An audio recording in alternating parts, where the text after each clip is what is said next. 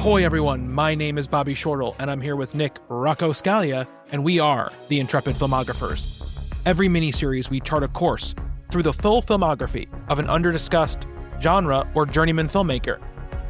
In this expedition, we do our best to try and be explorers, using our years of film knowledge to help guide us, but always being open to discovering new things about the medium we love so much. And this week we conclude our special expedition to the films of Peter Jackson with the finale of the Hobbit trilogy, The Battle of the Five Armies, and ask ourselves the age-old question, why is there a CG Billy Connolly in this movie? Nick, how you doing today, my friend? I'm doing pretty good. I never mind seeing Billy Connolly in any form, but if there is a least favorite form of Billy Connolly, it's definitely CGI Billy Connolly. It's weird CGI Billy Connolly riding a CGI pig? Yeah.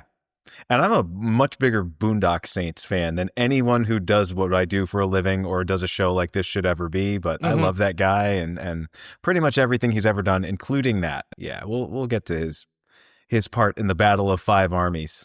The Battle of the Five Armies. The five armies that are clearly defined in this movie what the five armies are when you count them out. I got to tell you, though, one of the things I was doing this time was trying to keep track, trying to sort of keep count of the armies. And when you're doing something like that, that tells you that something is wrong with the movie that you're watching, I think. Yeah. So we're here to talk about his final narrative film, The Hobbit, The Battle of the Five Armies. And at the end, we're going to have a discussion about our rankings of the Peter Jackson films, our individual rankings of where we place them. I think that should be a fun discussion as well, and probably might be more to talk about there than this actual movie. So as we've talked about in the previous two episodes, the decision to divide this story into three movies, they were always going to have to pay that check. That check was going to come due at some point. There had to be a third movie. And after the first two movies, and two movies that we both, I think, if we go back and listen to our episodes, we're very much like, these are pretty good. Like, these are better than we remember them being, kind of thing. And overall enjoying them a good deal. This one was always waiting for us at the end of the road. And we're here to talk about it finally. I would say, I remember when I saw this in the theater, we talked about this originally. I liked Unexpected Journey, didn't love it, really liked Desolation of Smaug. So the point when this movie's coming out, I was like, okay, maybe he's figured it out, right? He's figured out what he wants these movies to be. And yeah, I don't think it's a great idea to split these up this way, but you know what? I'm not as good a filmmaker as Peter Jackson is. Let's just let's see what he does. And I walked out of this one basically being like, that's exactly what I was afraid of the moment they announced they were splitting this thing into three movies, and was just completely put off by it. Like the point where I was like, bad taste in my mouth, don't want to ever watch these movies again, was kind of how I felt after seeing this movie the first time. Do you remember your reaction the first time seeing this? Yeah, I don't think I disliked it as much as you did, but I was definitely a little disappointed by it. This was the only one of the trilogy that I didn't see in theater, so that was a problem too. That kind of held it back a little bit, where I really enjoyed the first two and saw them when they first came out, and I don't know what it was. I guess it was just really busy that winter or something. It came out like Christmas time, right? Oh yeah, all came out that same window, December 15th. Yeah, and I don't know what it was, but something prevented me from getting to the theater to see this one. Maybe it was the reviews. I don't actually remember, but it was a couple of months later that I saw it, and I remember thinking, oh, well, okay, now I've seen it, and I don't feel quite as bad about missing it on the big screen. So yeah, I mean, my feelings about it haven't changed much, and it sounds like yours haven't really either. No, not much. So I'll say after watching this was, I wasn't as I guess, completely despondent or angry about it as I was the first time watching it. I watched this and I don't think it's a good movie, right? But I think I was like, okay, it was fun and entertaining at times. It has stuff in it that I think is pretty good, but it has a lot of padding and stuff where I feel like it's a 2 hour and 25-minute movie on the running time. It's actually about 2 hours and 8 minutes long, I think, before credits. You have a 2 hour and 8 minute movie where there are really two things of note that happen, and then everything else is just would have been a 30-minute battle scene in another one of these movies is stretched out thin to be an entire movie. It doesn't really have a beginning, middle, and end. I mean, there's stuff that happens at the beginning, stuff that happens in the middle, and stuff that happens at the end of the running time, but it doesn't have the structure of a movie or a story, right? There is no even a point where for the first time ever, he abandons the like opening scene that is apart in time from what we're seeing in the main movie, right? Yeah, the sort of cold open, which this movie kind of does. I mean, if you look at what it is, the whole first sequence is a cold open, really, because it doesn't really have much to do with the rest of it. It's he's like, this should have been in the last movie.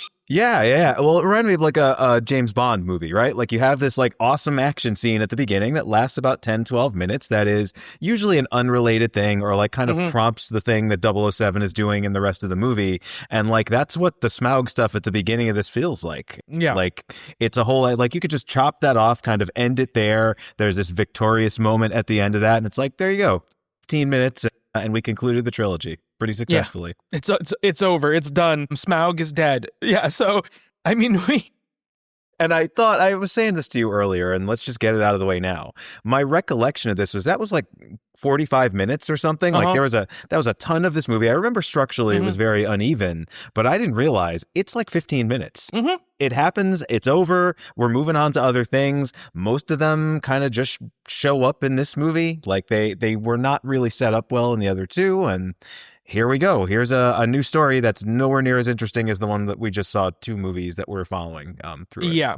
And I think a lot of the things the other movies have been sort of like pushing down the line have to be addressed more here. And I think the movie suffers from it. Like a lot of characters we don't care about, a lot of storylines we're not really invested in that they're going to put time into in this, as if this will give you some emotional through line. And it just doesn't work because it just hasn't really. Those other movies sort of like were like kind of pushed it to the side, those characters to the side, and then expect you to have like a thing here. And also characters that I do care about, they kind of do really stupid things with. So it's like the characters that we are kind of invested in and have been for 2 movies, they're barely in this. We see less of Bilbo in this one than we do in any of the other 2. And the dwarves that we were really starting to get to know in the last movie, they're back to being this, amorphous blob of dwarf-looking people that are doing stuff that's all basically kind of the same thing. Yeah.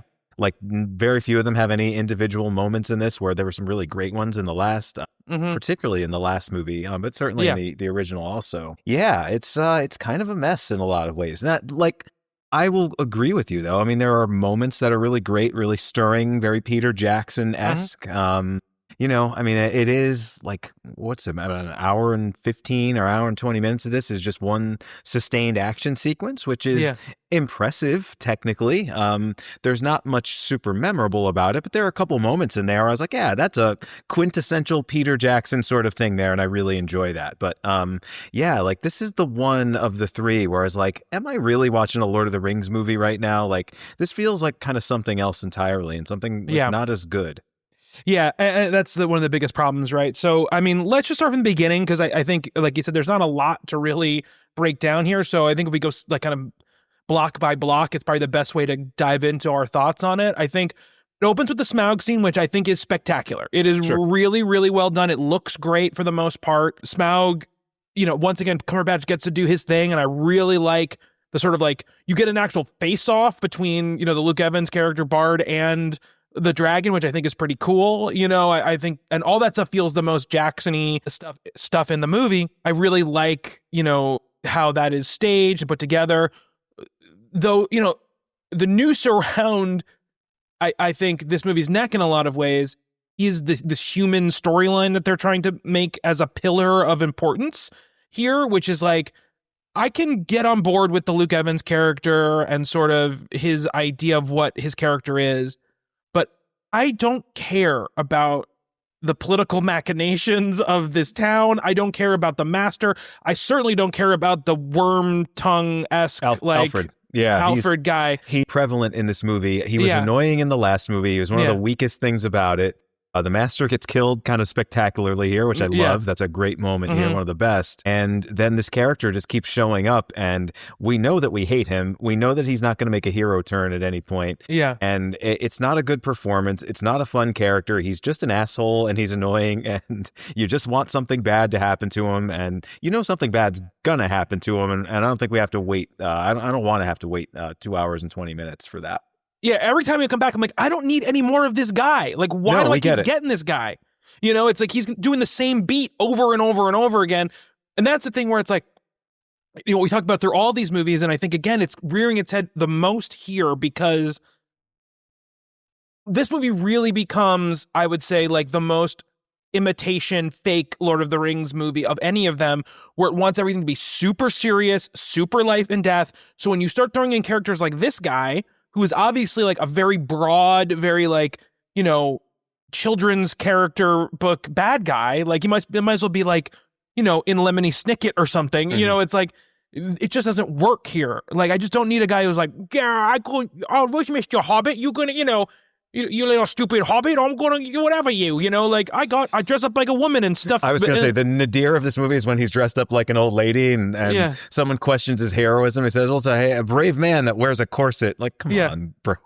Yeah, I know. It's real. That whole storyline sucks. Like, like if you cut that out of the movie, it would lose nothing. It would improve itself. It would be better without it. But they're trying to give you some sort of foil, right, to the Luke Evans character, and it's like again, this is what I'm talking about. Like, all these is completely fulfilled. I remember you said that a couple episodes ago. Maybe it was on air. I don't remember if it was. But you were like, you know, this character fulfills his purpose, and then he's just kind of hanging around. There's nothing left to do with him, and he's good. As you mentioned in the last movie, he's got real screen presence. He has this very, you know, Viggo Mortensen-esque. He has a Mortensen quality about him, you know, which is exactly, of course, what you want in one of these movies. Yeah, and like when he kills Smaug, that scene is incredible. As you were just saying. Yeah. Like the first 12 minutes of this, you know, it's a disaster movie epic. It's everything we wanted the finale of Game of Thrones to be a few years later, which completely ripped off a lot of the shots we see and a lot of the moments we see there. But yeah, this whole thing where they're fleeing Lake Town and Smaug is just raining fire down and everything. It's like, fuck yeah, that's what I want out of one of these movies. And then that face-off that you mentioned, the stuff with his son, I think is wonderful. Balancing the arrow on his shoulder. Really, really, really nice. Like I was like, okay, I know the rest of the movie's not this good, but like, what if it is? I was like, really, I had this moment where I was like, maybe this one's actually awesome. And I just, because I didn't see it on the big screen back in the day, maybe I just missed out on how good it was. Yeah. Unfortunately, I was disabused of that notion pretty quickly after that. And I mean, I will say, I think like the first 30 to 40 minutes of this movie is pretty good. Like it moves pretty fast. Like we get this scene.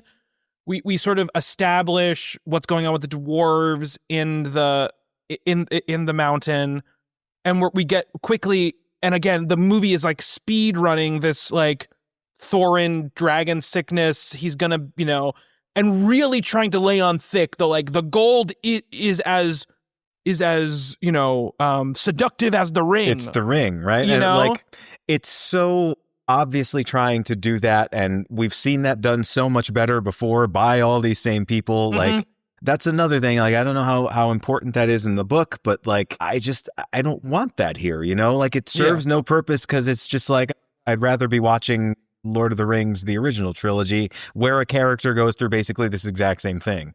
Yeah, where he's like starts talking like Smaug, and they like almost start like superimposing the two voices together, and I'm like I just, not that Armitage is not good, because he is good in this movie, and there are moments, he has real great moments in this movie that I want to talk about, but, you know, we've talked about this character throughout the other movies. You never gave me a reason to love him, really, so this, like, fall does not affect me in a character sense, because, like, it always seemed like he's kind of been a dick. So it's like, because he's being a dick again, and everyone's like, how come you're being such a dick? And I'm like, the first half of this movie, it's like Thorin being an asshole over and over and over again in a few different ways to a few different sets of people.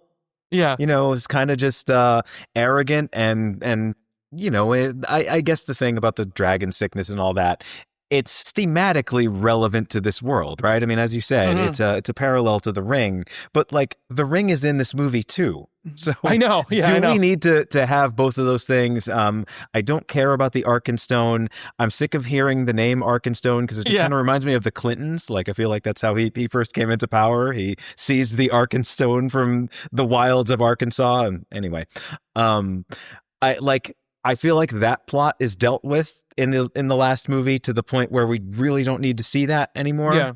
But we're still kind of spinning our wheels about that. And then we're just setting up this battle. And like every piece that they were putting into place for that is like, I don't really care to see that. Yeah. And then the rest of the movie is just, here's this thing, enjoy. Yeah. I mean, we got a classic Legolas stuff is coming, looking at stuff scene. And then we get, it's like Legolas is like one move is like staring out into the horizon, being like, Orlando Bloom is very good at that. He is very good at that. Yeah. It's his specialty. And I do think like part of this opening stuff, right, is stuff that does feel like it should have been connected more to what happened in the last movie, right? I like the Dol Guldur like sequence with Gandalf and Galadriel, her like doing that thing where she's fighting off Sauron, and you're seeing how powerful all of these people are when they're like sort of full on, Yeah. Saruman gets a pretty kick-ass fight scene in the beginning of this. There's a great shot also. I don't even remember where it was. Like, I feel, I took notes on this movie, but like they feel a little disjointed, and I think that's the movie's fault more than it is mine. But there's a wonderful shot. It's early on where we see all of the dwarves kind of on that precipice where they entered the Lonely Mountain, the riddle and all that stuff.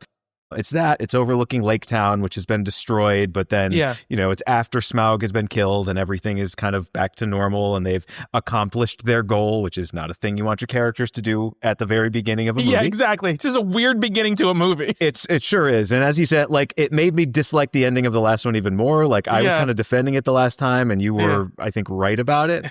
But there is this great shot of all of them kind of overlooking. It's very epic. It's, got lots of distance in it. Reminded me of some of the shots in Return of the King. And I was like, oh, okay, that's really nice too. That's a great visual. And I really came to like those characters in the last movie. They're barely in this one. Yeah, which is a little sad, but there are some nice kind of visual moments. That's certainly one of them. There's a few later on. There's great visual geography in that scene, like you're saying. Like there is. You see the destroyed Dale in front of them, and then you get to see how kind of like small and vulnerable Lake Town is. Is like this thing just literally in the middle of the lake, like this little like island town in the middle of this lake. Though again, it's one of the things where it just feels like. Some of it feels a little either, done in the cutting room or reshooty or, first drafty, where it's like, Bilbo's like, I saw it. Smaug fell and now he's dead. And it's like, that's it? Like, that's where, like, that's how, like, it's just like, I think I saw in the distance the dragon fall and I'm sure he's dead now. It's just a weird way to communicate information, back and forth in that way. But, yeah, so, I like the Dol Guldur stuff. I really like Cate Blanchett in that scene.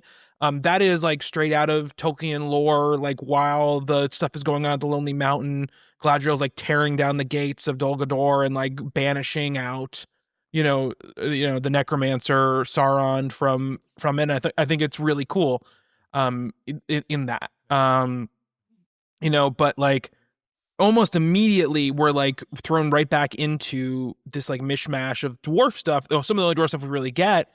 Though I do think like there's that moment where, they're looking for the Arkenstone. We realize Bilbo has it. He does his little like, they did that little flashback where he's kind of like remembering when he takes it or whatever. We all already know he has it. Like it's just one of those things too, where it's like, what information do you think you're giving us right now that we didn't already know? Obviously Bilbo has it. Like, it's just one of those things.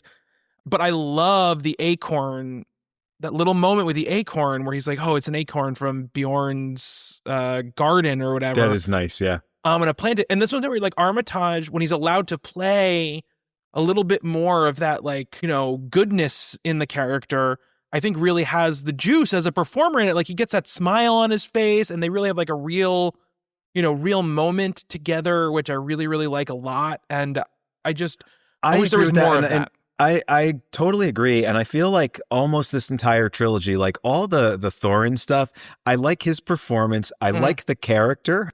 I believe in the character and all these things that are seducing him and these ways that he's like kind of turning evil. I never really buy any of that. So it's like, would this be okay just without that? Like, would this work if Thorin was just kind of, like an Aragorn kind of character where we know he's good, we know he's righteous, we're on his side the entire time. And, then he dies his heroic death and we've just kind of always liked him because I feel like all the other stuff is like, he's going to eventually make that turn that some characters are not going to make. And of course. So the predictability of it's like, makes me think that all of those conflicts, I like some of the early stuff in the first one where he's just wary of Bilbo, but it's like, if that's the only time we don't like him, I think it would be better rather than all this other stuff where like, oh, he's betraying his brothers in dwarfdom, whatever. Yeah. You know, he's being selfish and greedy, but we know he's not really going to end up being selfish and greedy. And it's like, do we need it? He needs some sort of arc, right? I think, you know, Aragorn's arc in The Lord of the Rings, right, is like he's meant to be king but doesn't want to be king. That isn't the arc that Thorin has, right? Because Thorin perfectly accepts his birthright. He definitely wants to be king. Yeah, absolutely. You know, so I think because of that, I mean, the arc, I haven't read the book in many years, right? But the idea is he does have this sort of like, you know, temptation of the gold and wanting to be in it. But like, again, this whole movie is like much like he did with Helm's Deep, where he blew up like a single chapter into this epic conclusion to the second movie. He's taking not like a chapter of the book, basically, and making it an entire movie is essentially what he's doing here. Like, he's doing Helm's Deep times 10 right here to try to take a very small amount of actual prose and story and blow it up. So in order to do that, he extends stuff like the dragon sickness and all of these things, you know, instead of, you know, what it should be is like probably a 20-minute part of the movie and not an hour and a half long part of the main thing of the movie, you know, because all the dwarves are doing for most of the movie is sitting in that mountain, you know, either doing what he says begrudgingly or yelling at him and nothing else, right? And I think even just to keep on the Thorin line a little bit before we, you know, in this dragon sickness thing, I think even the scene where he kind of like turns and becomes and realizes what he's doing, I think it feels so unearned to me because it's like barely in the movie. There's nothing that sort of happens, spurs it to happen, right? He just kind of changes his mind, and then we're back on his side. And it is, I mean, the scene that follows that I think is really good. Like when the dwarves are back together, love it. Yeah.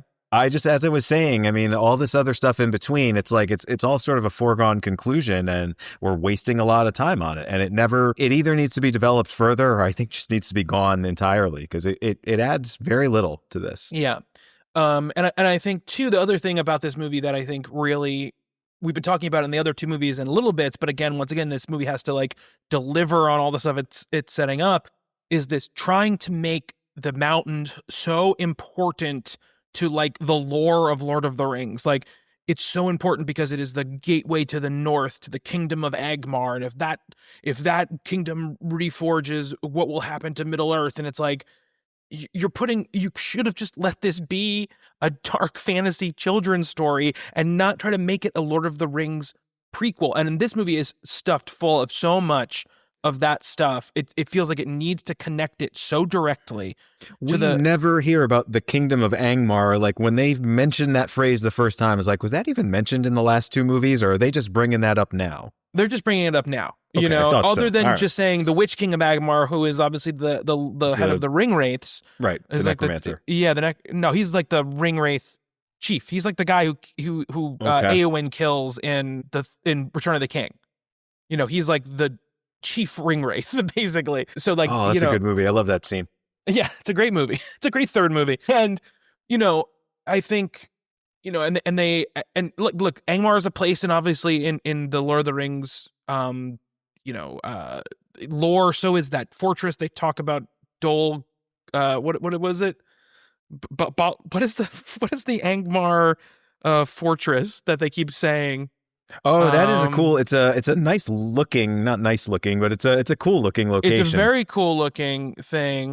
The one with the very sort of thin, the castle that looks like it's made of like 2D planes or something. That's really cool. Yeah, I can't remember what the heck it's called. They keep saying it. That's where they go. That's where they go to look for it, right? Gundabad. Sure. Meaningless. It's all just. I want it to mean something, but it all feels meaningless. Gundabad. Legolas says it so many times. He does. It's a really nice design. He does, and yet neither one of us can remember. No, I know. So what does that tell you? You know, and the really sad thing is you mentioned, right, the idea, right, of Bilbo's in this movie so little. And it's one of the things that again is so smart about what Tolkien did with with the Lord of the Rings, which was like give the hobbits like a task to do that doesn't involve a big battle, and have like the people who are good at the big battle have the big battle scenes, right, in the movies. And in this, again, because it's a children's book, it's fine if you just knock Bilbo out and there's a battle that happens, because you don't even see, because here's the thing about the Hobbit, you don't even see the battle. Like, he gets knocked out and then he wakes up and they're like, the battle's over, and in this, you have to they have to create situations for him, right, to have stuff to do, which I think some of them are good. And whenever it's a little fetch quest sort of action. He's like running from place to place and talking to this person, and it's it's one of those video games where you're doing the thing where you're seeing the battle in the distance. Like, man, I would like to participate in that, and not be like bringing water to this person. Yeah, and whenever Freeman is on screen, it's like for a couple of moments the movie remembers like what it's supposed to be, and you get some like good scenes with him where you're remembering, oh, this is the stuff that was so good about the Hobbit stuff in Lord of the Rings, right? Which is like this little guy who has no business being here, but feels a responsibility to help because that's what you're supposed to do, right? And he's got a great couple scenes. The acorn scene we talked about, the scene where he brings the Arkenstone, to Thandriel and Bard, and all like a couple of other moments as well. And I think he's really good in those moments, but but there's so little of them in this movie that you just like. The thing I was struck the most by is, especially once the battle starts, we talked so much in The Two Towers, in Return of the King, even in Fellowship, how Jackson was so genius about how he constructed the flow of the battles, where every 10 minutes something new was happening, and you always had this like sort of like on the ground personal connection to go back to.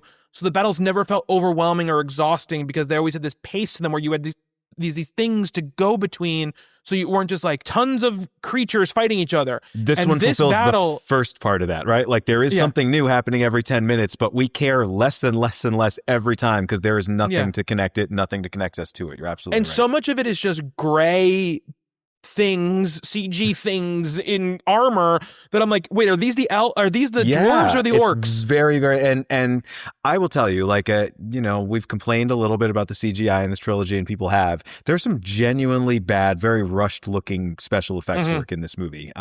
When the elves, when they do the phalanx thing where they pile up the shields, and then when they jump over, column of elves jumps over, it's like, that wouldn't have passed muster in 1995, never mind 2014. Like, what is happening here? Like, this is a Peter Jackson movie. Like, clearly they spent a ton of money on this. It looks like an Asylum movie. Yeah, and it's there are some how is that moments. possible? I mean, and then there are beautiful moments, sure, some of it's great. right next to each other, which is, it's tough. But again, it's not to care about any of it, because I'm like, I think even botches the cool idea of like the orcs coming from the underground, like the tunnels. Like, it's cool when those worms graboids pop out. But it's like, I love the graboids. They are barely in the movie. But it's like, even when they emerge, it's not as powerful as even like, when like the orcs are coming in, or are in Mordor and are coming out of the ceiling and stuff like that, right? There's nothing that feels like that in those moments. There is a great bit, before I forget, the trolls. I always like the trolls. Yeah. And there's a scene here where one of them has like a battering ram helmet, this like angled helmet on his head, and he like just dive bombs this door, this gate that they're trying to break down, and hits it and knocks it over, and then like falls on his ass. Probably hurts to do that. And it's such a wonderful, it's everything I want this movie to be, right? Like, it's this cool special effect, this amazing looking creature, and then this like moment of comedy that is like nicely rooted in kind of what that character is. And it's gone in a blink, but it's a fun moment in the midst of like you said, a bunch of gray swirling nonsense. Yeah. The other part of the problem too is, right, I want to say, like, of course, we've got the elves show up, they want treasure in the mountain. The people want their share of the treasure from the mountain that they were promised. We do get, I think, a really cleverly staged scene between Bard and Thorin when they're talking through that like long gap in the makeshift sort of wall that had been built by the dwarves. Oh yeah, it looks like an Irish shot. You're kind of seeing them through a hole. That is cool. I like that it was a clever way of doing that, right? I want to point out, I think it's a clever filmmaking thing that Jackson did there. And I think, but the problem here is like, it's like, unlike the Lord of the Rings battles, right? I don't have a clear idea who the movie feels like we should be rooting for at any one, other than we don't want the orcs to win, obviously, right. You know, but it's like, yeah, okay, are we team elf? Are we team dwarf? Are we team survivors of Lake Town? Agreed. Yeah. It just feels very weird, right? In those moments to sort of be like, I don't know what I'm supposed to do here. And I think and I think that's part of the problem too with the pacing of the battle is Jackson also is sort of like, okay, I've got to set up this big sort of like confrontation that I feel like the elves are going to fight the dwarves, right? But you know that's not going to happen. He's not going to have the dwarf army and the elf army start killing each other in the movie. So, and you know the orcs are coming, so you're just waiting for them, you know, right. to show up. So it's like, okay, it all feels just like when Gandalf shows up and starts telling Thranduil what's going on, then just like, why should I believe you? And I'm like, it's fucking Gandalf. What are you talking about? Like, don't insult us as the audience. Like, we've watched now 6 movies, like, of this guy.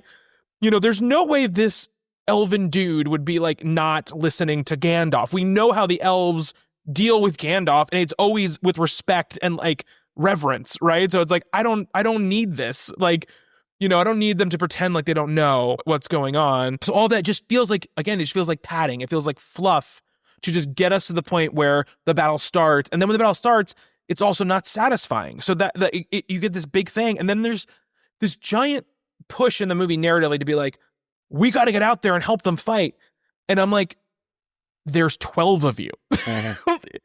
You know what I mean? Or 13 of you, whatever. There's 13 of you. Like, am I really supposed to believe that the 13 of you will make the difference in this battle between these orc armies and all of these elves and dwarves and men that are already fighting? Like, it just does not feel like a real narrative push to me.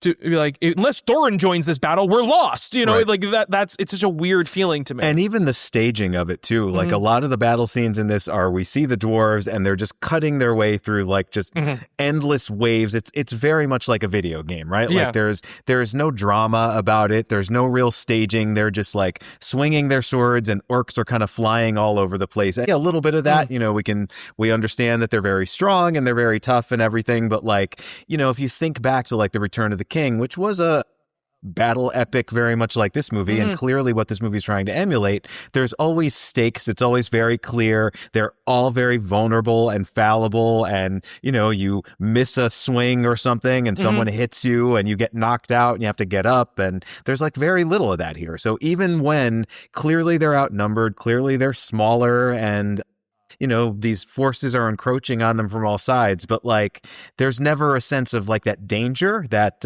you know, you're in the midst of the battle kind of danger that we get in Return of the King. Because there are very few characters that are in the majority of the battle that we care about in this movie. That's the thing. It's like you go back to thinking about the battle in Gondor, you know, and Minas Tirith in Return of the King. There are pods of characters that we care very much about in each section of the battle. Right. Every time we do Jackson will do a big flourish of like, here's a big thing happening. And then all of a sudden you're back with one of these pods of characters that you care about, seeing the battle on the ground from wherever they are. And so it connects you to what's going on a much bigger scale. So you care when that battering ram shows up and knocks down the wall, you care about it because you know what's coming next, right? If they get into the city and they overrun the city, you know, this whole civilization is going to fall, and that you know, and Frodo's whole thing is going to go, and the world's going to be over, basically, right? And this is like, okay, if these people die, what happens? The orcs get some gold. I don't understand even what their purpose is, you know? So it's like, right. You know, and can't they just, they went in there and killed Smaug. So like the orcs take it over and they're just, you know, having a feast and a party. And then we just come back in and take it back. And yeah. It just, again, it feels like, and I don't care. Like, and they do a bad job of being like, this is the dwarven home. This is their home. And I'm like, But where is the home part? It's just a cavern of gold. And there's only 12 of them, with 13 of them, whatever, right? It's not like their families are there and everything. And it's like, we have to defend them. It's like, no, it's just a big empty place full of gold. And you're right. So that's why I think a lot of it doesn't work. I think it starts working more, obviously, once the dwarves get involved and we get that thing of them like, okay, we're going to go try to take out like the general. We're going to try to get Azog. I think that part works way more, and I'm way more, okay, I'm back kind of in now with the movie because here are 5 characters that I know and like, and have some connection to, and they're fighting a villain who I've seen through, not that I care that much about Azog or whatever, but I've seen him through all the movies, so there is like a pathos to what this, might actually be. Yeah, this like suicide mission behind enemy lines. Yeah. The shot of them riding on the creatures that they're riding up the mountain looks atrocious. Yes. Yeah. There's like, they look like they weigh nothing. It's like sub video game special effects. But yeah, I agree. Like when they get up there, things are a little bit better. I really like the final battle between Thorin and Azog. I think it's awesome. Really well done. Really, really nicely staged. A little Batman Beginsy, but for sure, yeah. But like way. No, not really at all. Enjoyed all of that very much. Yeah. I think the other part of it is like, but the problem too is like, Fili and Kili both die, right? Mm-hmm.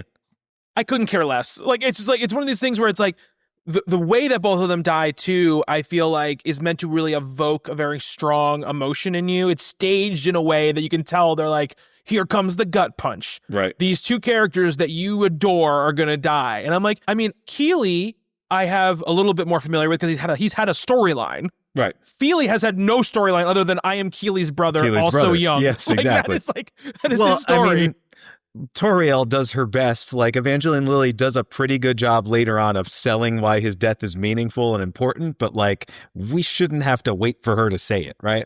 No. And we should, and also I will say too, I think one of the biggest problems with the ending sequence is, and I felt this way the first time I watched it, and I feel this way here too. The fact that Jackson and the writers have Legolas be the hero of that whole sequence is so wrong-headed and stupid.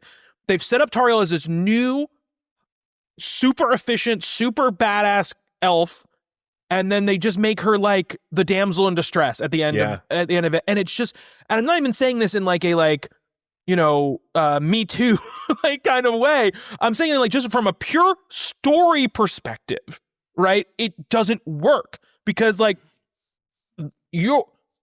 for this movie, what you're drafting off of Legolas doing that stuff is our knowledge of Legolas from the original 3 movies, exactly. Right? Nothing he did in these movies gives where that he would get this moment. It's absolutely her moment to have, considering what has happened throughout the previous movie and this movie. It is her moment to have, especially because this is the guy who killed the man she loves or whatever. Mm-hmm. Like, she should be the one to take him out. And the fact that Legolas is the one to take him out, I think, like, sucks. And I thought it sucked then, and I think it sucks now as well. I do like the scene though, the spire that like forms a bridge across the cavern. Cool and it's staging. Falling apart. There's a fight scene on it, and he's like swinging up over. Mm-hmm. He's on the bottom of it, and he's swinging up over onto the top. Really nicely choreographed, very like Crouching Tiger, Hidden Dragon kind of moment there. Then the bridge that it forms starts to fall apart, and he's like running along the stones. Mm-hmm. She could have done that too. She could have done all that stuff. She's also an elf. Any elf could handle everything that happened there. Absolutely. Yeah. So, I that is one of my main bones pick with the end. I just feel like it's unsatisfying, and it just feels so much like fan service.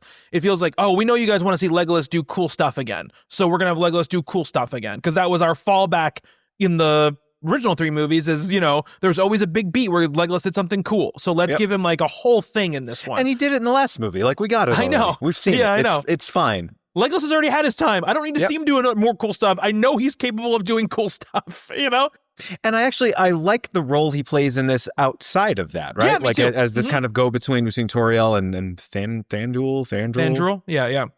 That works pretty well, and he's very good in it. Like, it's not Orlando Bloom's fault. It's just, I don't know. I agree with you. Like, there's really no place for him here. He should be like kind of on the periphery of this battle, or just, he could be the character that's just cutting through the enemies, and she's the one that we actually have a little bit of investment in, and we just kind of watch her in this because we've never, like, not that he's been in this kind of battle before either, but we've seen him in the other movies that happen, years later. She needs her moment, right?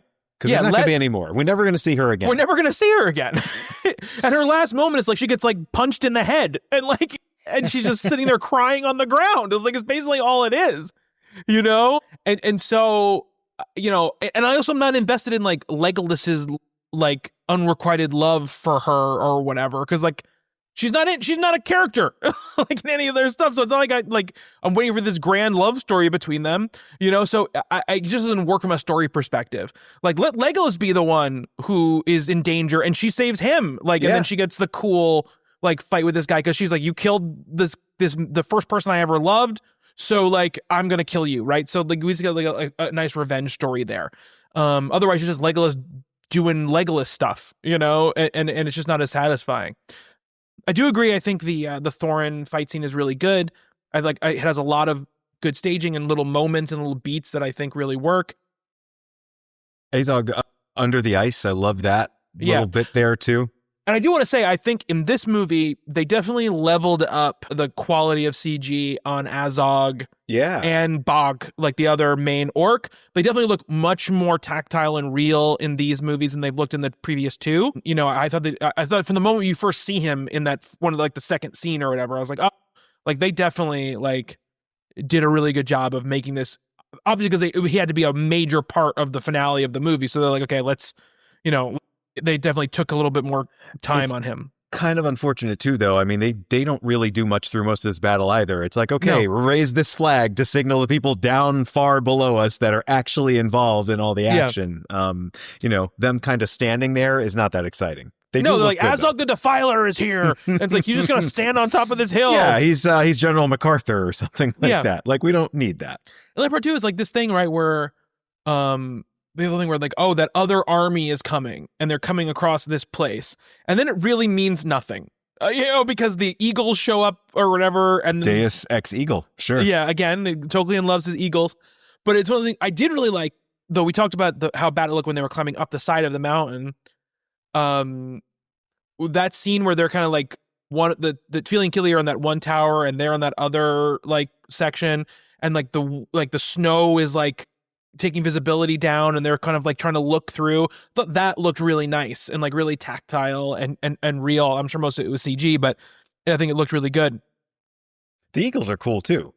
Eagles are cool. Like I have no problem. The thing is like, I have no problem with that. It's just the movie is so much bluster signifying nothing, right? It's really what it is. And that's the problem. The problem is like, I don't mind big battles. I don't mind stuff like that if you have the heart of it. If there's a heart to it, which he was so good at in those original three movies, and I think just gets lost here completely. That's the main problem. Is like the movie is the shortest of these movies by far, but it feels just as long, as some of the other ones because you get bored and exhausted for that like hour in the middle where it's just like CGI mush battle stuff happening all over the place. I feel like, I took notes on this and there is just a section that's just missing because what are we going to say about that? Like what happens in that hour in between there that like, I think we've covered it. Like I really want to talk more about this, but I don't even know where to go.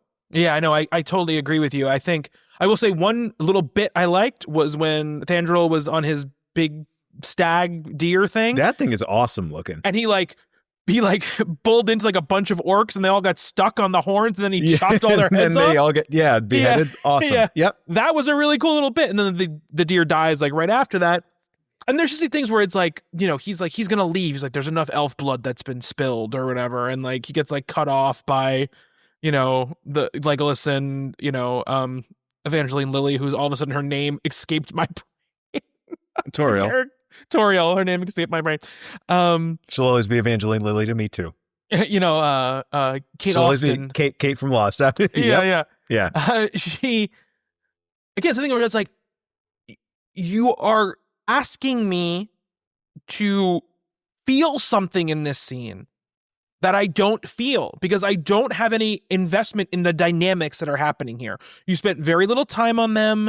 They are just very basic. Like they're very just like, you wanted more elf politics in this movie. I just want more character interaction between the three of them. Like, like in the Lord of the Rings trilogy, the whole like Aragorn, Arwen, oh my God, Elrond stuff, you get like the push and pull between those three characters and what they all want, and what the stakes are. Here, you don't get that, right? It just seems like we just got a lot of people who are dicks, like who are just like, I have prejudices and so I make all my decisions based on those. It's like that is all is happening. And it's just not, engaging in any way to have that discussion because, you already know by that point, if all the elves seem like they're dead. So what does it matter if he leaves? It's just one of those things where it just doesn't feel like in the dynamics of the battle, like, okay, they went into this, they retreated back into the city. For what reason? Right? The city doesn't have anything. It's a destroyed city already that they're just sort of like hanging out in, So it's like, why do you need to go protect it and retreat to it? Like, isn't there, it's all these they things make where a point earlier on when the Lake Town people show up there, it like smells like dead people. Like, why would you go there in the first place? So all that, and they can't go to the mountain downtown with the stink of death about it. Like, yeah, let's defend that to the death. They can't go, back. Thorin won't let him in the mountain because he's a dick. And the Thandral won't help them because he's a dick. And it's like all of these things, like just, piled on top of one another.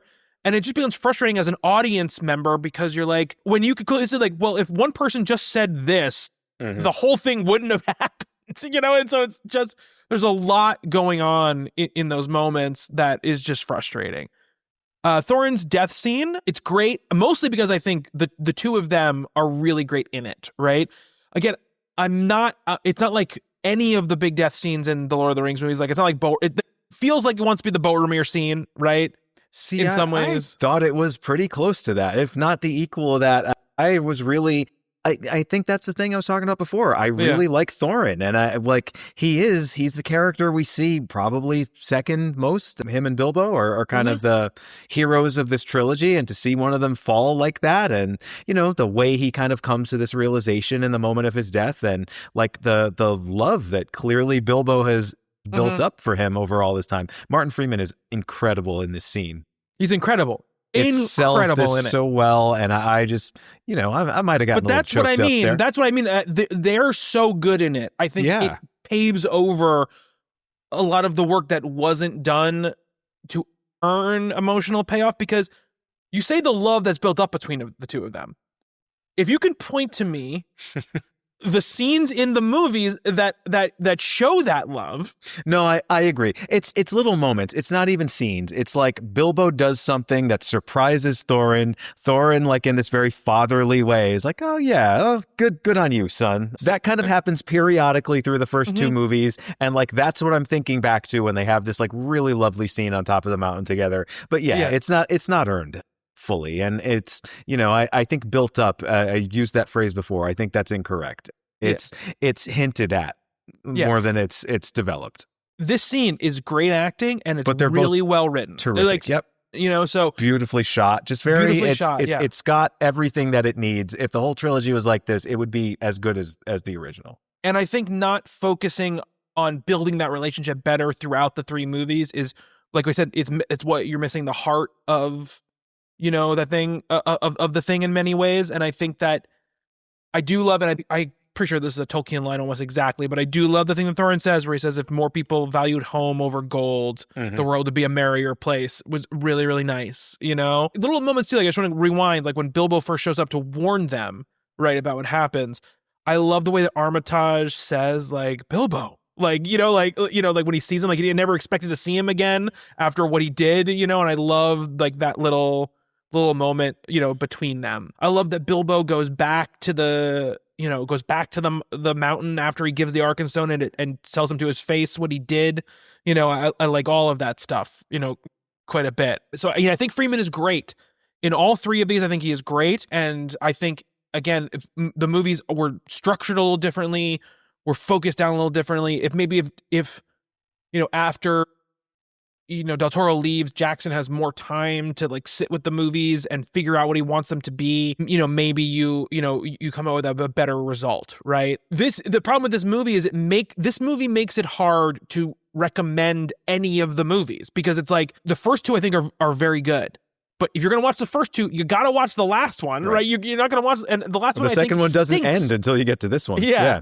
This movie stinks, and it's like, that's the problem, for me with these three movies, is you can't have one stinker when all three of them are so closely knit. Especially when it's the last movie, right? If the second one is weak, I think you can get away with that. But with this one, it's kind of you're building and building and building, and then it all just kind of goes off the cliff by the end here.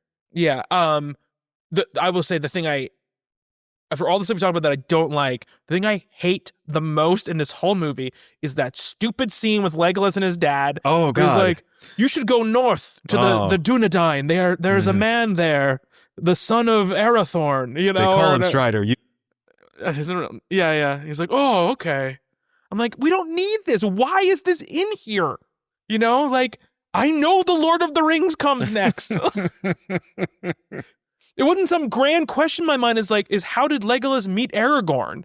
Like, in my mind, he could have met him already. Like, we know that Aragorn is like ages old, so it's like, well, I mean, it's fan service, and people definitely complain about the fan service. Like, the movie that I kept flashing back to or thinking about watching this was episode 3 of Star Wars, which does a lot of similar things and is kind of structurally a mess also, and it's not a good movie, but like at least the fan service stuff at the end of that, right? Like when we see Darth Vader, when we see the helmet come down on his head, that's a pretty powerful moment, that makes it kind of worth seeing that entire movie. And then immediately you want to jump over to episode 4. Like, that's what you want at the end of one of these. You want to I know, I'm trying to give it a little credit here. I love that scene. I love that moment. Yeah, it does shoot itself in the foot toward the end, but it's like, that's how you want to end a prequel trilogy, right? Like with something like that. And this is just like, oh, hey guys, like a wink and a nudge, rather than here's an iconic image that kind of informs what comes later.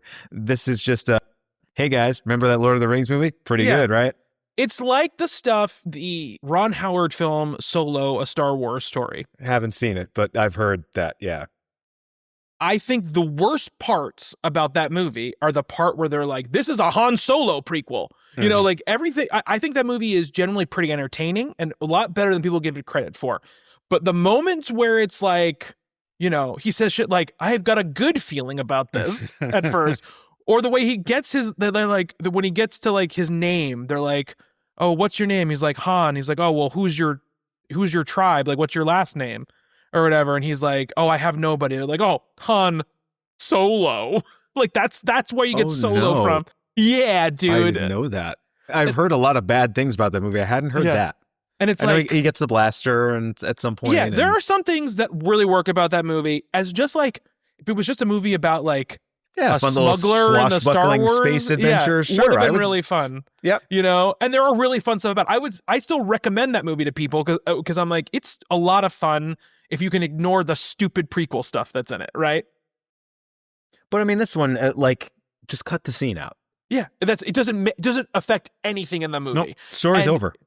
At that point, the story's over. Everything is resolved. Let's get Bilbo home and have like a nice, warm welcome back to the Shire, and let's get back to we started in a flash forward with Ian Holm. Let's rush to that because we're done here. And I don't, again, talking about that point where Legolas gets that big hero moment, I don't care about Legolas in these movies. Nope. Stop trying to make me care about Legolas. No, he's so superfluous to these movies. Be confident in the movie you're making. Don't feel like you have to. The thing about the Legolas stuff that bothers me the most is it feels unconfident. It feels like we've got to give them a Lord of the Rings thing so people will want to like this. It's more. like you accomplished that in the first movie with Gollum, and those scenes are great. Yeah. Right? Like, we got him there. They resisted the urge to find a way to shoehorn him into these next two. Yeah. Good. And if we wanted to show Legolas and in his home city in the last movie and have him do some stuff there and surf on his shield and whatever he did, and that scene going down the river, great. And then leave him out of this one. Yeah, exactly. People are showing up to it anyway. Like, nobody's going to be like, man, I wish there was more Legolas in that movie. Yeah, like, nobody. That's nobody's problem with the Battle of the Five Armies. No. I do like when he goes back to the Shire, and I like that they're auctioning off his stuff, and he's being all obstinate about it. He picked a really good day to make it back, because they say he was gone for like 30 months, and he picked just the day when his stuff is still like in reach of him. Yeah. I like the person's like, who are you? He's like, you know who I am. I really like that a lot. And I do. And there's a great moment. It's just after that he goes back into his home, and we get those camera movements that we saw that I love so much. My favorite scene in An Unexpected Journey is the Misty Mountains song, where a very solemn moment, and these very slow, kind of deliberate camera movements through Bilbo's house, lit by candles, and the dwarves are there like singing this hymn, and we get like that exact same feel, that exact same energy here, and he's reminiscing about them who we know he's never going to see again. That moment really got me, and it nicely kind of bookended the trilogy. Like, I'm not sure you even need the flash forward at the end of this, because you've got that, and that really ties this trilogy together so beautifully. Yeah, and I will say, like, again, I think it's because it's a character we care about, shot on a beautiful set. The set is so beautiful. It is. It's so beautifully lit. Like, and like I said, it's taking its time to just be like, this is a person who's, I love that he picks up the picture of his mother and hangs it back up, and all that kind of stuff. And the prequel stuff, I don't mind that we get the little flash forward, and we see what he's doing right before Gandalf knocks on the door at the beginning. Like, I don't mind that. Like, I think that's nice, because we don't see Gandalf, right? It just sort of like stays where it was. Nice. It's all ADR. We're still we're looking at the map, I think, and we're just hearing him and Gandalf, and that's nice. Yeah, it's really nice. I really like that quite a bit. And then it's over, right? And we get the credit song is very nice. It's Billy Boyd, who played Pippin, singing the end credit song in this one. I mean, it's really kind of wistful and nice, and it's called like The Last Goodbye. And it would be really emotional if the movie didn't stink, And that's the biggest problem with the Battle of Five Armies, is that I feel like I'm John Lovitz in The Critic. It stinks. One of my favorite shows of all time, so I don't mind that at all. Bring it back, damn it. Yeah, let's look up the box office for this baby. Did okay. It did totally fine. I think it basically matched the last one. 55 domestic, 700 worldwide, a big 956 total. Like, still no studio complaining about making 956. Studio doing somersaults in 2025 making 956, because movies aren't making that anymore. This was 10 years ago this movie came out. So it's probably over $1 billion adjusted for inflation. Massive hit. All three of them are massive hits. Like, one of those crazy things though, where like it's a massive hit and nobody ever wants to talk about them or watch them again. It's just one of these crazy things, that happens. It was poorly reviewed, 59% on Rotten Tomatoes. I think it's the only one that's a splat on Rotten Tomatoes. Just a poorly received movie. And, Jackson doesn't make another narrative film after this. So, who knows if he ever makes one again. But it's an unfortunate end to our series that we have to end with one of the lower entries on his filmography. Whether it's the bottom or not, we'll discuss in a few moments. We'll find out, yeah.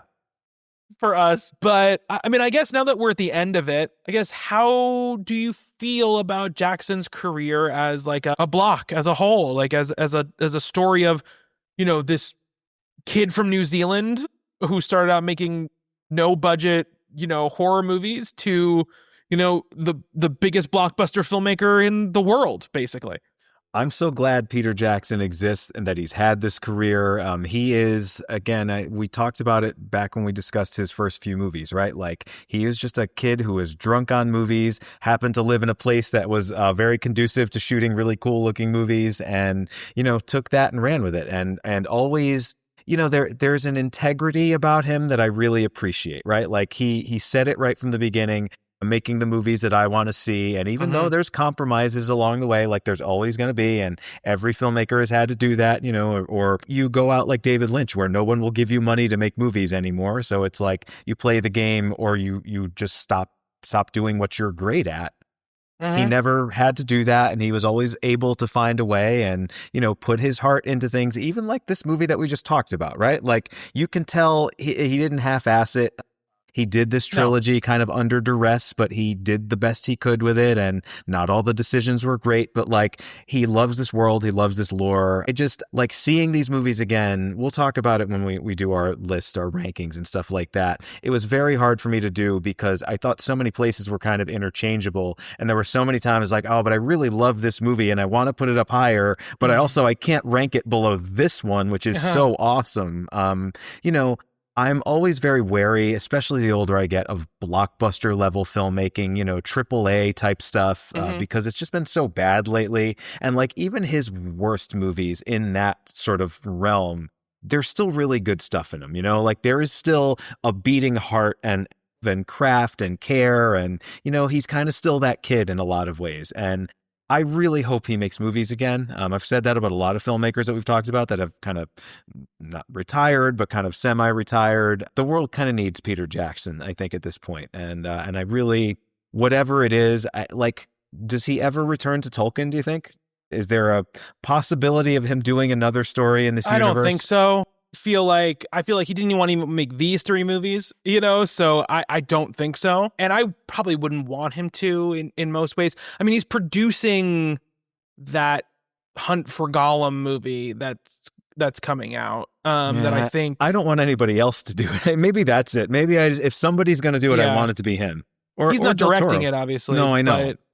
But I think he's having a hand in the script writing and producing it. And a lot of those, and it's firmly set in this Tolkien universe because a lot of the actors are coming back to do it. But, I think that'll probably be his place. Like, he did produce that animated movie that came out, I think last year, The War of the Rohirrim, which was like, I think Philippa Boyens wrote that movie, and he produced it. And I don't know who directed it, but it didn't do very much. And I don't think it was very well received so much, but I think that's probably his place in this world from now on. I just don't think he's going to probably direct anything again in that place. It's crazy because I was trying to look this up, but he is the number 5 all-time box office director in history.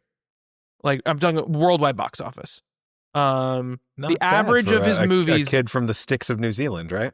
Yeah, the average of his movies, which is crazy considering what his first 8 movies, 9 movies were, or whatever it was, for 7 movies, his average box office is $409 million for all his movies. He's made $6.5 billion at the worldwide box office his movies. And he would be higher if it wasn't, obviously the Russos who made the Avengers movies, the last 2 Avengers movies, and made those last 2 Captain America movies, obviously are both on here as well because those movies made $1 bajillion. But the only other 2 directors above him other than them are Cameron and Spielberg. The only 2 people above him.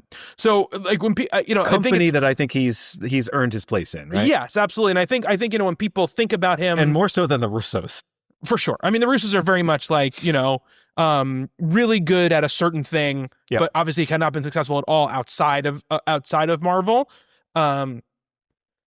Jackson belongs up in that upper echelon of big blockbuster directors who have made a huge impact on the way movies are made, and the culture in general, right? And the movie culture in general. And I think, he's in that Spielberg Cameron world because he's also a guy who pushed technology forward. He pushed. I was just going to say, it's not just the movies themselves, but it's also the things that he did. What a workshop and all that stuff. Yeah. I mean, and if you look at the amount of money that the movies that his companies have worked on that have made, it would be probably in the tens of billions of dollars. And in 2025, I mean, not to take anything away from Spielberg and Cameron, but like kids growing up now, like I feel like they don't have the love for the Indiana Jones trilogy and the original Jurassic Park and the Terminator movies and stuff like that. Whereas you ask them about Lord of the Rings, like, oh yeah, those are like some of the greatest movies I've ever seen. Jackson's influence, and maybe it's just because he's younger and because he started a little bit later than them. He's just kind of enduring, and the next person will come along, although who knows who that's going to be at this point. But I feel like Jackson's kind of got a stature now that is kind of beyond the 2 of them. Yeah. I mean, in some ways, I still think when people hear Spielberg, like obviously Cameron still has, highest grossing movies of all time coming out. I'm not taking away. I love all the Spielberg movies. I think he's great. I'm not talking about love. I'm just talking about but I mean, Fire and Ash will be out by the time this episode releases, obviously, and I'm sure it's made $2 billion or whatever. And no one will talk about it. I was reading an article about that today, about how the Avatar movies come out, they make a ton of money, and then they're like forgotten. Yeah. The thing I'm most excited about is that before Avatar, they're showing the Odyssey trailer and the Avengers Doomsday trailer. They've announced both those trailers are attached. You are going to stay for the movie, though, right?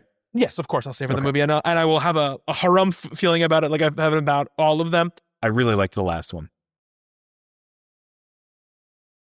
I haven't seen it since the first time I saw it. I just think there's a lot of structural problems. I think Cameron is like a bad writer, and I just wish somebody else would write his movies. Sure. You know, as an image maker, and also this too about Jackson, both in using real practical effects, using his bigature miniature stuff, or using CG.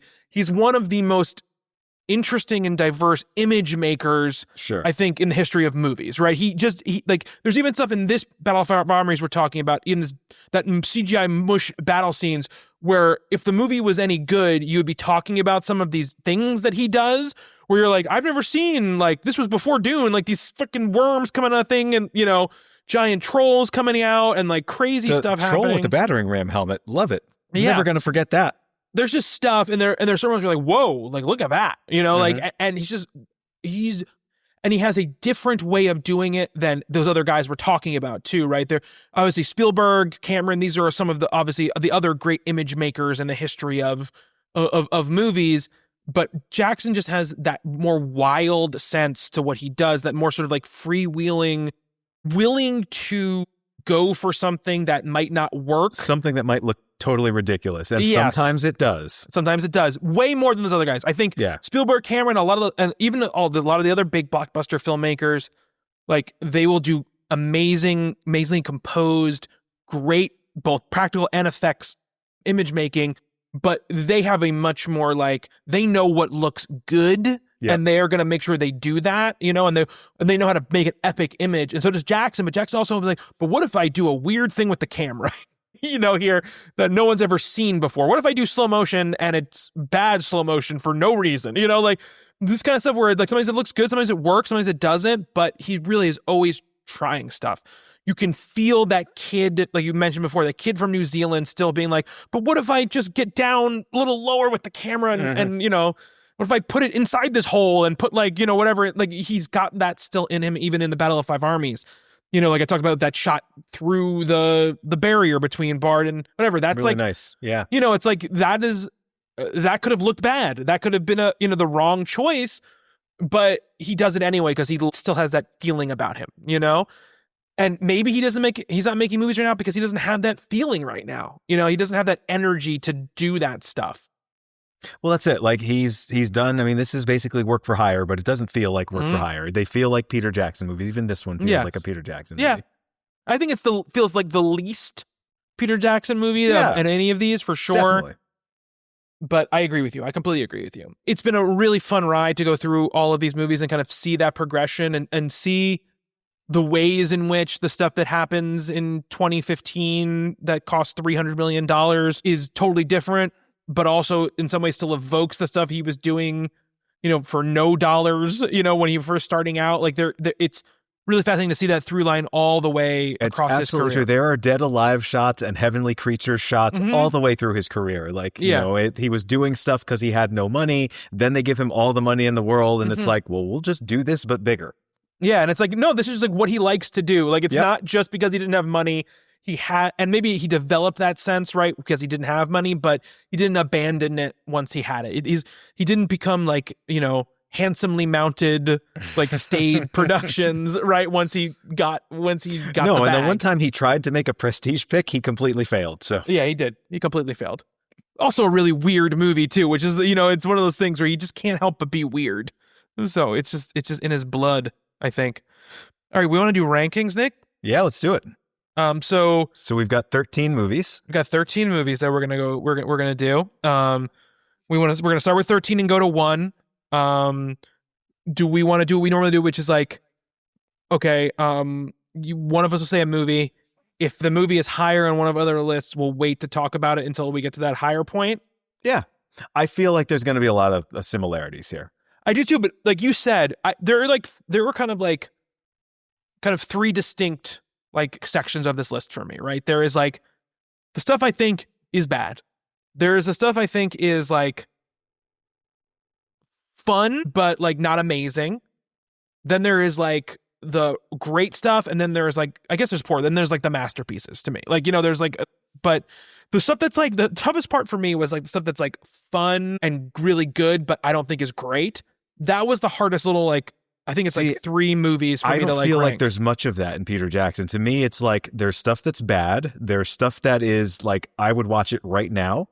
And then there's like top tier A-list, you know, world changing, amazing So when stuff. I say fun, I mean that. Like I would watch it right now. I think it's great. Like, you know, but that section was the hardest section for me to Me too, because there's just so many of those. I mean, that's the biggest section of his career. Although there's a lot in that top tier too. I mean, let's just get started. Let's just go ahead and do it. I would say he's only made 2 bad movies.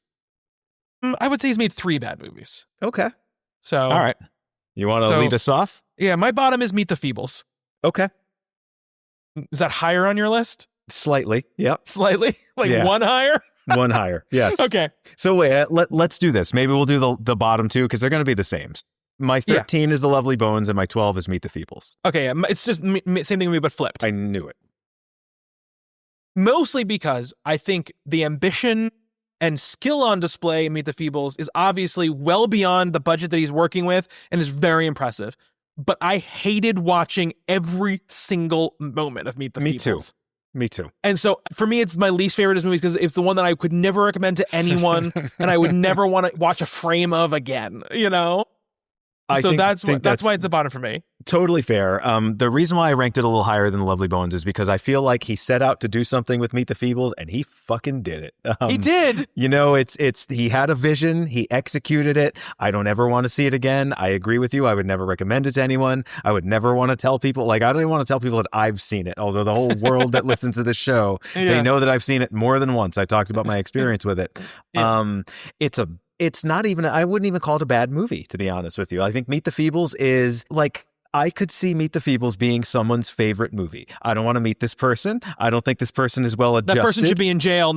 They probably should be, but you can't, there's literally no one, even someone who like murders kids for a living. That's like their thing that they do in life. For a living? They would say, yeah, that's their job. Yep. I mean, in this world, who knows?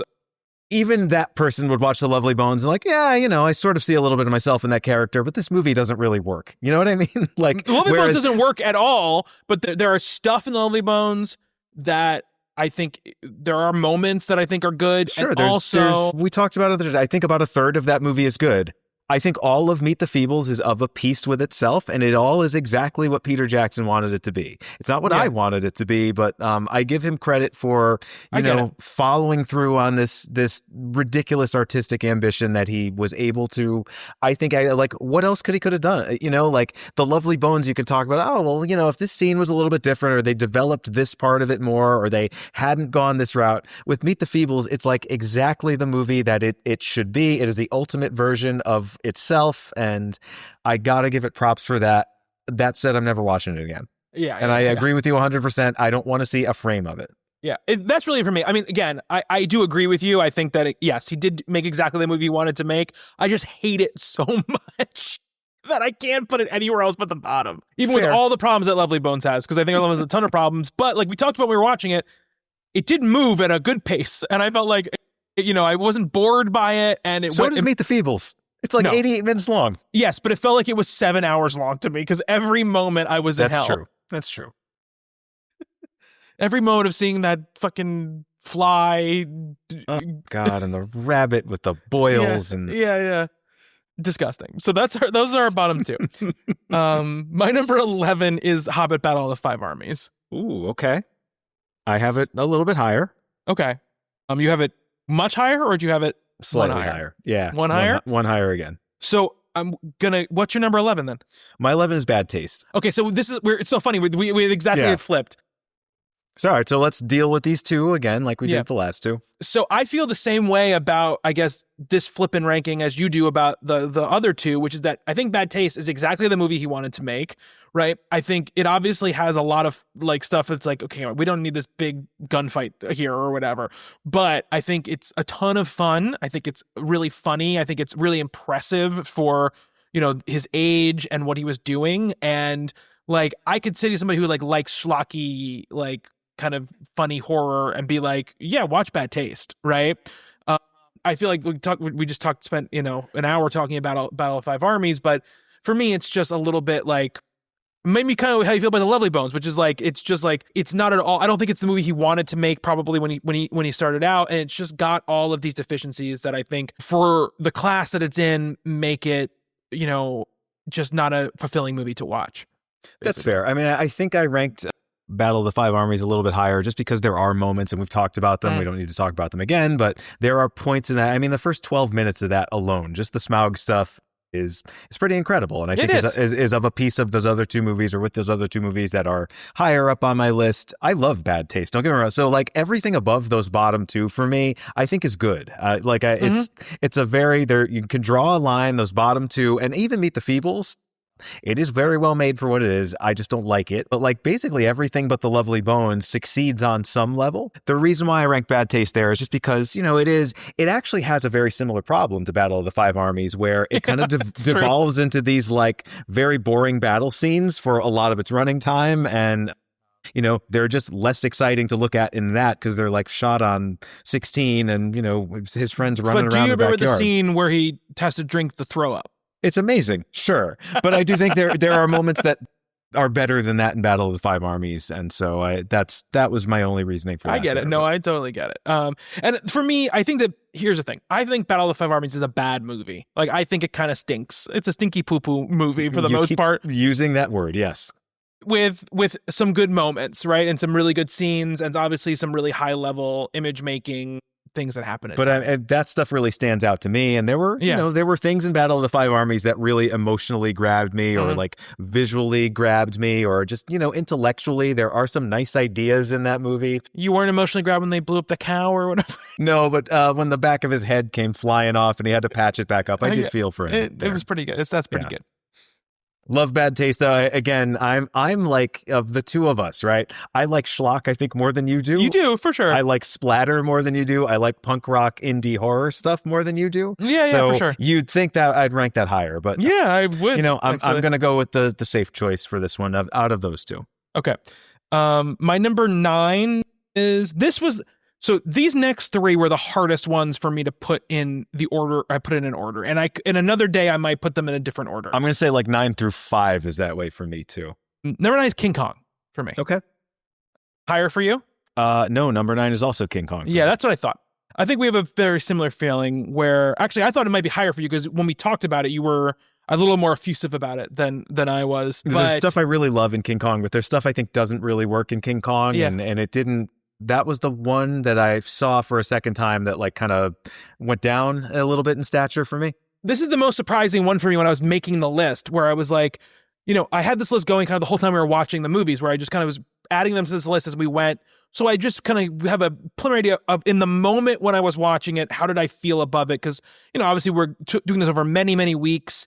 And I'm like, I don't want to forget months. Yeah. I don't want to forget like how I felt about X movie when I'm watching this new movie, and when I'm trying to rank them cold, and this one just kind of stayed here, and I was surprised because I was expecting it to be above the next 2 movies on the list that we're going to talk about when we get to them. My problem is, like we talked about when you did the episode, there's just too much bloat on it for me. Too many scenes where I'm like, if you took this out of the movie, it would still be great. It would be so much of a better movie. There's a lot of stuff that we don't need, and it does feel longer than it needs to be, and it gets to be a little bit much. We talked about it when we discussed it on the show. There's repetition there. Like if you trim the fat on King Kong, I think it would be higher up on the list for me. But again, there's some wonderful stuff in it. I would watch it again. Me too. I feel the same way about Bad Taste. I feel the same way about even Battle of the Five Armies. I will see those movies again someday. Yeah, for me, we're definitely in the, if you told me I had to watch it tomorrow, I would be fine. Like, category, I would enjoy it. I'd be happy to watch it. Sure. Invite me on another podcast.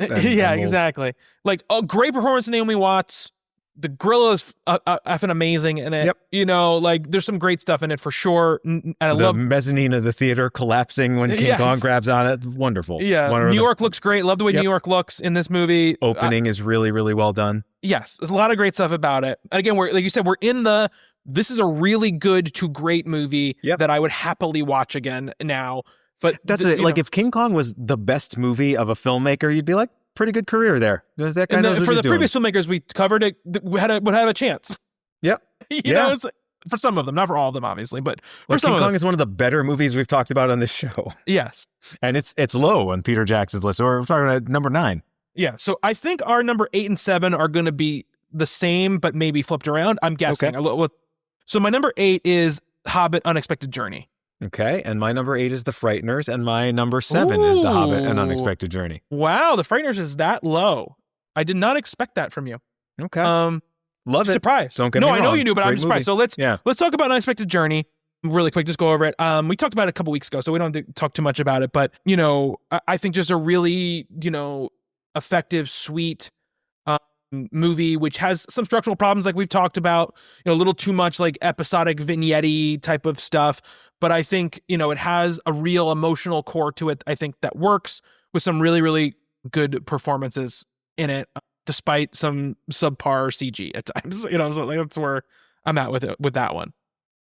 Okay. Yeah. Yeah, I mean, I agree with all that stuff. Yeah. The Frighteners, to me, it's great. I really, really enjoy it. I just think I don't have the emotional connection there. And also, as much as I really like The Frighteners, I don't think he does much there to push himself beyond Dead Alive, which obviously Well, let's talk about Frighteners later, because it's higher on my list. So let's not get into Frighteners yet, okay? All right, so we've gotten to my number 7. Unexpected Journey. Okay. Yeah, my number 7, which is Desolation of Smaug. Is my number 7. We know your number 7 is The Frighteners, right? Yep. No, sorry. 8 is The Frighteners. 7 is an Unexpected Journey. Yeah. I'm guessing that Desolation of Smaug is 6 for you? No. Okay. So I'll wait then to talk about Desolation of Smaug. Okay. I like that movie a lot. Okay. So that's my 7. Your 7 is Unexpected Journey. Yeah. My 6 is Dead Alive / Mine Brain too. Dead. Yep. Okay. All right. It will always be Dead Alive to me, by the way. Interesting that you're completely changing my expectations of your list, my friend.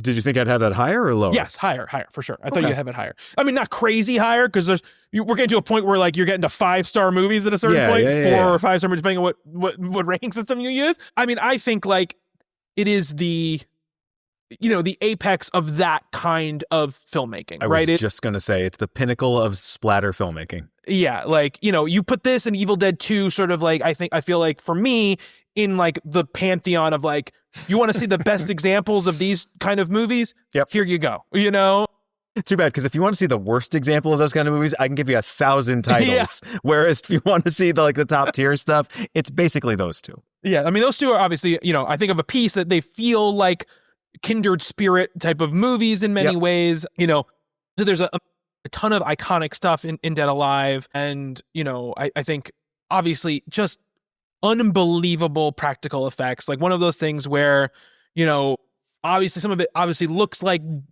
dummies and clay and everything, but it doesn't matter because the scope of what he's going for is so massive. The energy of it is just incredible. Yeah. That cartoonish sort of like, let's say, yes, and we're hanging from the ceiling, we're running over, we're swinging around a lawnmower like it's a weapon and chopping zombies up. Yeah. And the fact that he did it on so little of a budget when he was so young and was just kind of like, it's like maybe the greatest student film ever made, even though it's not a student film. I respect all those things very much about it, but I can't put it any higher because there's such great stuff to come, I think. Yeah.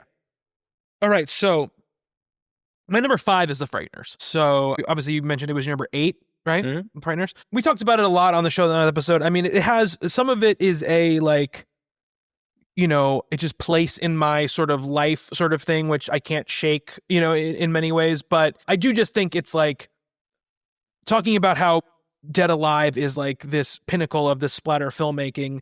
I feel like this is one of the best translations of somebody who has that mindset moving into a studio, sort of setting and not losing any of like the energy or wackiness or zaniness that he had when he was, making movies like in his hometown in New Zealand. But now he's got Bob Zemeckis as a producer and Michael J. Fox starring in it. And sure.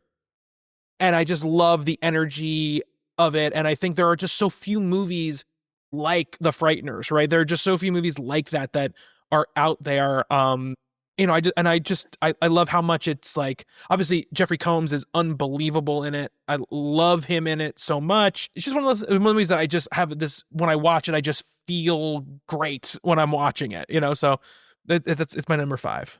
Yeah, I mean, the only reason I ranked Frightener so low is because I don't think, as I was saying before, I don't think he really pushes himself too much farther. Like he's got all this access to things now, and I don't think it's quite as audacious or quite as amazing an effort as Dead Alive was. But very similar vibes. Mm-hmm. I feel like it's the kind of thing where you see The Frighteners and you're like, oh, that's a really good movie. I enjoyed the feeling of that. And what else, what has this guy done before? Then you go back and watch Dead Alive and like, that's, the first album. That's the the one that just sort of comes out of nowhere. It's like, oh, wow. All right. That's the statement, right? Whereas Dead Alive is like, let's do the same thing, but, kind of on a bigger budget and neuter it a little bit from there. And that's the reason why I kind of rank those. It reminds me of like, the indie album, and then you get on a major label and the second one's good, but it's not quite, you can kind of detect the money and the production and the need to please the crowd there and the kind of going through the motions a little bit. And I don't mean that in any kind of condescending way, because I think the movie is great. It's just not as great as the one he made just right before it to me. So your number 5. My 5 is The Desolation of Smaug. Okay. If it had got higher than that, I would be like, man, well, you got to see a doctor. I got to tell you, though, I really, particularly seeing it the second time, I've always really liked it. I think it's definitely far and away the best in that trilogy. Yes, obviously. Agreed. It is the one that gets the closest to me to matching the things that I love about the original trilogy. It's got, that's the one, like, Unexpected Journey has, we've talked about that scene so many times, the singing scene. Also, the throwing the plates around, the dinner scene is really wonderful there, too. Beyond that, there's not as much. And some of the stuff in the Goblin Cave is really fun there, too. And the Gollum scene, maybe I like that movie more than I think. But Desolation of Smaug has, like, it's basically all that, It's kind of wall to wall, like, scenes that are like, oh, I remember that, and I really liked that. Really nicely staged. And it comes to a really fantastic, that action climax that we talked about last episode, kind of unbeatable. It's a shame that everything gets deflated with that ending, the last minute or so, but everything leading up to that I think is really good, and it's the one that I'm most emotionally invested in. And some of those things, I talked about it the last time, just climbing up the statue and that kind of stuff. That is my absolute kryptonite. Give me stuff like that in movie. Gandalf going into the cave, climbing up the side of that. I think I just like climbing up very precarious staircases. That might be my favorite thing in movies. There's some of that in the original Lord of the Rings trilogy too. Maybe that's just all I'm looking for in cinema. So now we get to the top 4, which I think we can both agree. I think all 4 of these movies that are left are exactly masterpieces. But, I'm not sure if our exact order is going to be obviously the same, but I'm guessing it is. I would almost put money down on the fact that it is. Okay. So my number 4 is Heavenly Creatures. Mine too. Yeah. We talked about this before. I remember we were talking about it. We're like, have we discussed a movie that's better than this on the show? Remember we were talking about that? And I was like, I'm not sure that we have, right? This is maybe the best movie we discussed on this show. One of those things, right? When you to that point. Yeah, to that point. And then we talked about 3 other movies that he made. But I think it's one of those movies that's just amazing to look at when you look at the movies that came right before it and then the movie he makes then. The leap up in maturity and while still retaining that playfulness too, which is incredible. Like, the tone he strikes in that movie is the kind of thing that I think an older filmmaker or a different filmmaker, I don't know that they could do it.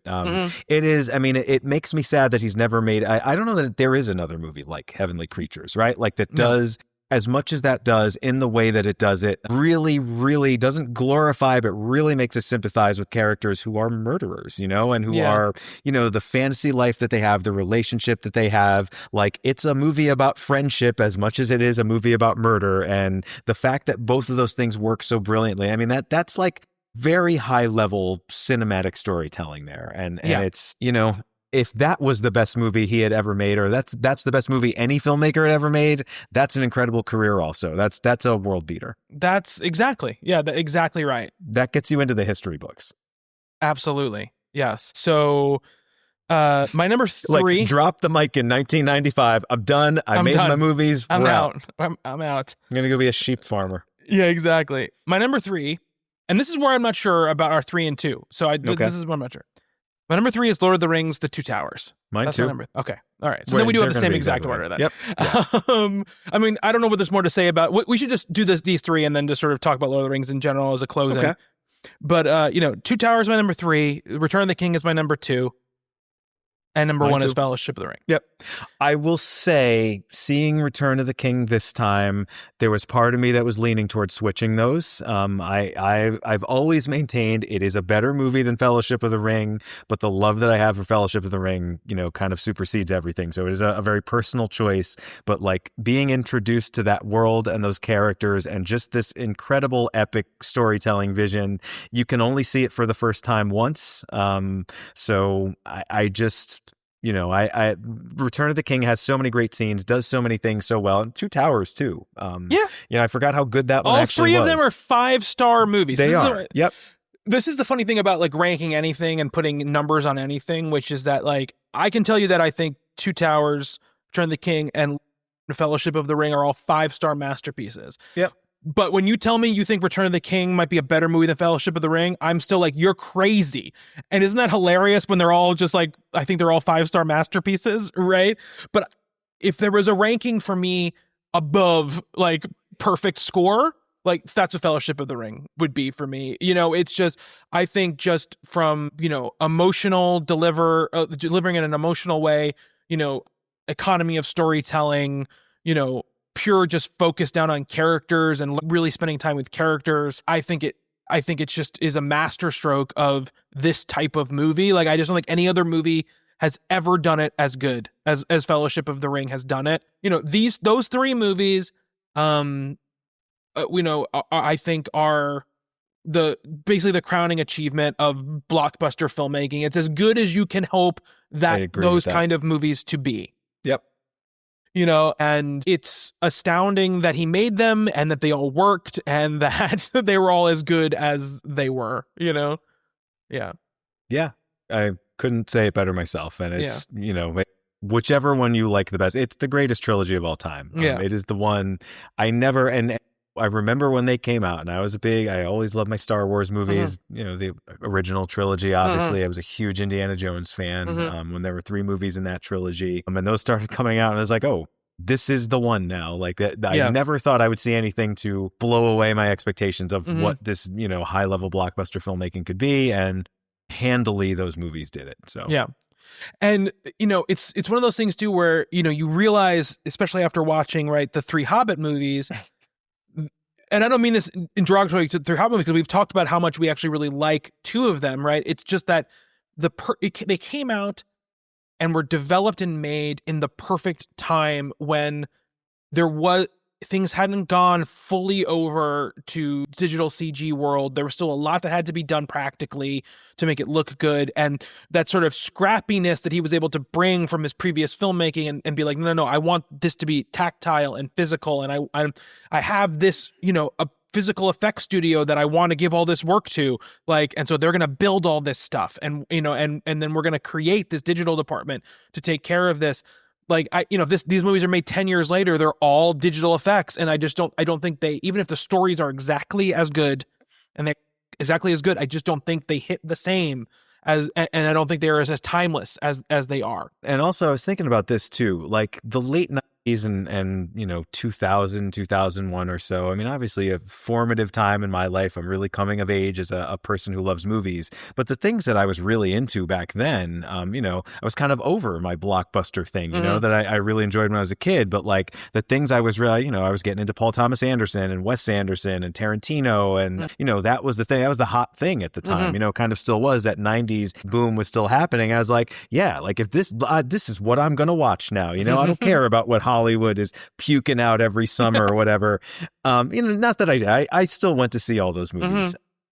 But when this happened, it was like, right, like these movies can be really great too, and kind of just like, it was like feeling like a kid again, even I was so young at the time, and but even seeing them now in my 40s, I guess I'm not even in my early 40s anymore.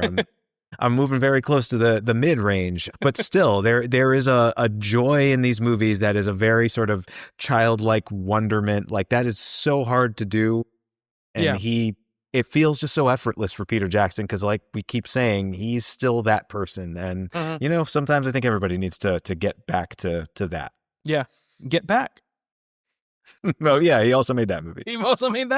Yeah. So I think that's going to wrap up, Peter Jackson for us. Wow, that was an undertaking. Like it was an undertaking. I was daunted by it. And, we started a very long time ago. We did. Almost 5-6 months at this point we've been organizing movies. Probably something like that. I got to look at when we started recording. Maybe 4.5, 5 months. Yeah. It's a long time. It's the longest filmography we've done thus far, and I'm looking forward to taking some more bite-sized things in the future, but I'm really glad we did it. Like, I'm sorry that I was a little bit, because this was the audience-chosen one. It was. Like, man, for a while there, I was like, thanks a lot, audience. Nick had a lot of consternation about this one, for sure. I did, but and like the running times, particularly of this last batch, ever since King Kong, I was like, ooh. Yeah. It's okay. Yeah. Very happy to do it. Very happy to be able to talk about some of these movies. We're going to talk about Peter Jackson in with you, Nick, and really just break into it in a big time way.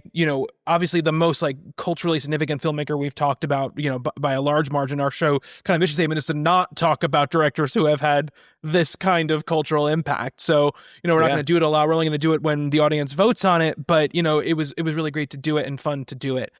Ben Affleck could still change the world. He could still change the world with his little Boston noir movies. I'm not sure exactly how the scheduling is going to work out, what you guys at home are hearing, but we're taking a little recording break. We're recording this just so everyone knows, like mid-November. We're taking a break until the new year for recording. I'm sure it won't be a big break actually for listeners listening, but I'm thinking we come back, we start out with our like kind of award show as our kickoff to our next season, and then we'll do our next director. And Nick, do you want to tell people who our next director is going to be? Yeah, we're going to be looking at the films of Lynn Ramsey, who is a very, very different filmmaker from Peter Jackson, I would say. Yes, a very different filmmaker, though some intersection because she was originally supposed to direct The Lovely Bones. Yeah. Yes. Well, that's it. We're just every show from here on out is going to be in some way related to The Lovely Bones. It's got to be like 6 degrees of a separation kind of thing. So or Kevin Bacon. So it's got to be like one of these movies. Another director had to have been attached or produced or written, and we're going to do that director. Do you know that I have 1 degree of Kevin Bacon? I always have to tell people about this. No, I didn't know that. I was in a short film. I was a production assistant on it. He wasn't in it, but he did some voice work in it, and I was an extra in a bus station scene. So 1 degree of Kevin Bacon. Yeah, I mean, you're kind of like 0 degree of Kevin Bacon if you're in a movie with him. I guess that's true. 1 degree would be there'd be somebody you were in the movie who was in a movie with him. I used to play that game. Wait a minute. I'm sorry. No, it is 1 degree of Kevin Bacon. Okay. So it was Christopher Walken, I think, who did the voice work in that movie. Oh, okay. But there's like the star of it was like this young girl who played Kevin Bacon, she played Sean Penn's daughter, someone's daughter in Mystic River, like a year later. So Kevin Bacon's in Mystic River. So I have 1 degree of Kevin Bacon. So not even as cool as just saying. When I worked at Best Buy, the guys I worked with in the media department were, they weren't like big, huge movie guys that just worked there, but they were like, they were like flummoxed by the idea that they could give me just what they felt like 2 completely random actors and ask me to connect them, and then I could do it, pretty quickly. There was like, I can't believe you connected these 2 people or whatever, And then, of course, you do it with Brian, and Brian's like, somebody who was in 1 movie in 1936 and another person who was in 1 movie in like 1952. And I'm like, Brian, I can't play this game with you. You make it not fun. Yeah. And he does make it not fun. He always destroys me in that game. So then I like bring up some like, French noir thing from the 60s or something, like an Italian Bava movie or something like that. Yeah. He's like, I'm like, be in the spirit of the game, man. We're trying to have fun here. We're trying to stump each other. No, but like really. I always have to show him up. Like, well, I know some obscure shit that you don't know. And, yeah. So it's what it's always about. So that wraps up Peter Jackson. Next time you hear from us, we'll be doing our second annual Intrepid Filmographers Awards. So look forward to that. And then we'll be covering the films of Lynn Ramsey. So until then, thank you, Nick. Thank you, Bobby. And thank you, everybody who's listening. Until next time, be good to one another. Later.